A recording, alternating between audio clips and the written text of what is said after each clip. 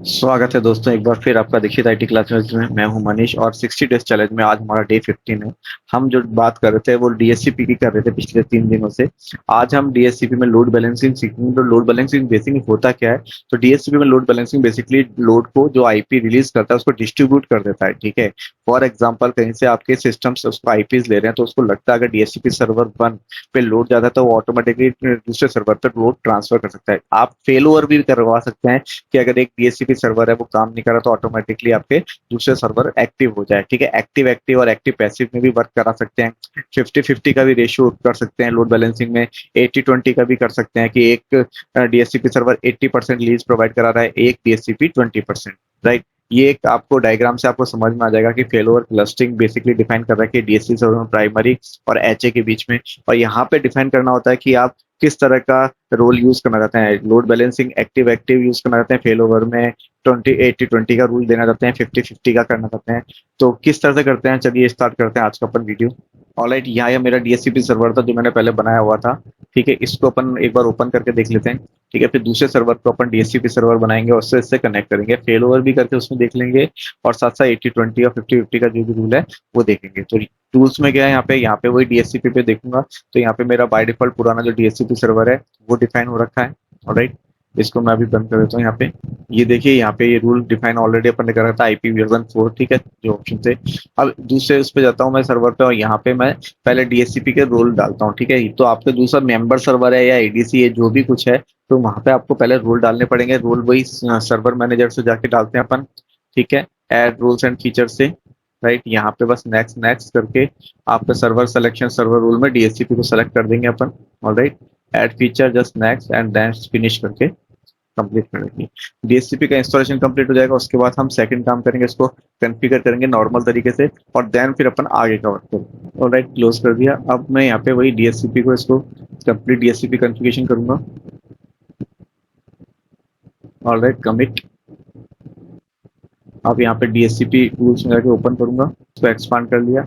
तो अभी आप जब जाओगे आईपी वर्जन 4, यहाँ पे देखिए यहाँ पे अभी कुछ भी सेट नहीं है। ठीक है, अब मैं प्राइमरी सर्वर जैसे मेरा ये वाला है तो यहाँ पे जाऊंगा मैं। ठीक है, स्कोप जो बनाया हुआ राइट क्लिक करूंगा यहाँ पे। ठीक है, तो यहाँ पे देखो दो ऑप्शन है, एक तो आपका कॉन्फ़िगर फेल ओवर। ठीक है, कॉन्फ़िगर फेल ओवर पर क्लिक करूंगा।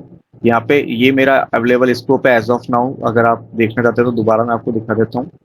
ठीक है, ये देखिए 1। ठीक है, तो इसके लिए बस मैं कॉन्फ़िगर करूंगा fail over, just next.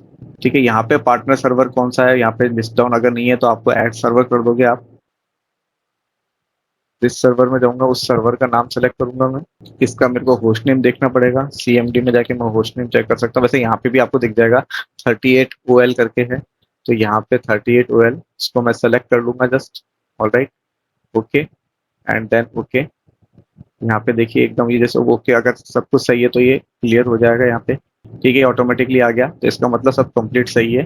Just next. अब देखिए यहाँ पे जो रिलेशनशिप का नाम देना चाहते हो आप अपने हिसाब से दे सकते हो। ठीक है, फॉर एग्जांपल मैं जो भी दे सकता हूँ डीएससीपी ऑटो करके दे देता हूँ। ठीक है, क्लाइंट जो लीड टाइम रहेगा वो मेरा 1 आवर रहेगा। ठीक है, अब यहाँ पे डिफाइन होता है कि हम किस तरह का मोड एक्टिवेट करना चाहते हैं। ठीक है, यहाँ पे आपके दो मोड रहेंगे, लोड बैलेंस या फिर hot stand by. Hot stand by का मतलब होता है कि आपका प्राइमरी और सेकेंडरी वाला कि एज ए एक्टिव पैसिव वाला। ठीक है, अगर आप यहाँ पे करते हैं hot standby role of the partner server, जो पार्टनर सर्वर है मतलब ये वाला जो सर्वर है, ठीक है, उसके लिए क्या रहना चाहिए, वो स्टैंड बाय रहना चाहिए प्राइमरी, वो आप यहाँ पे डिफाइन कर सकते हो। ठीक है, और उसके हिसाब से कितने address reserve for the stand by server, मतलब कितने परसेंट एड्रेस रिजर्व है, वो है 5%, मतलब 5% एड्रेस वो डिफाइन करेगा लोड के लिए। ठीक है, तो ये चीज आप यहाँ पे डिफाइन कर सकते हो, या फिर मोड इसमें लोड बैलेंस भी कर सकते हो जो मैंने आपको बताया था। लोड बैलेंस से मैं या तो 50-50 कर दो, 80-20 कर दो, 60-40 कर दो। जैसे देखिए मैं इसको करता हूँ 80 तो ऑटोमेटिकली नीचे वाला 20 हो जाएगा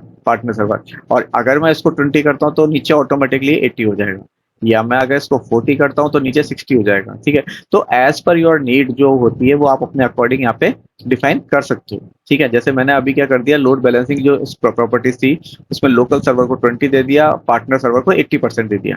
right, same state switch over interval जो होता है वो कितने स्विच ओवर इंटरवल कितने मिनट का है यहाँ पे आप डिफाइन कर सकते हो। यहाँ पे शेयर्ड सीक्रेट आपको डिफाइन करना पड़ेगा, ये सीक्रेट आपको जरूरी नहीं है लेकिन ये आपस में कम्युनिकेशन के लिए है, दोनों डीएचसीपी सर्वर के लिए। ऑलराइट, जस्ट नेक्स्ट करूंगा। ठीक है, और जस्ट फिनिश। तो देखिए यहाँ पे सब कंप्लीट आ गया, successful successful successful successful. Close करता हूँ। ठीक है, अब यहाँ पे आपको सब नॉर्मल दिख रहा है। अब मैं इस सर्वर पे जाता हूँ आपके डीएससीपी पे, ठीक है, और यहाँ पे जस्ट राइट क्लिक करता हूँ और इसको जस्ट रिफ्रेश करता हूँ। जैसे रिफ्रेश करूंगा तो देखिए ऑटोमेटिकली वहाँ की जो कॉन्फ़िगरेशन थी वो यहाँ पे ऑटोमेटिकली आपके पास आ गई।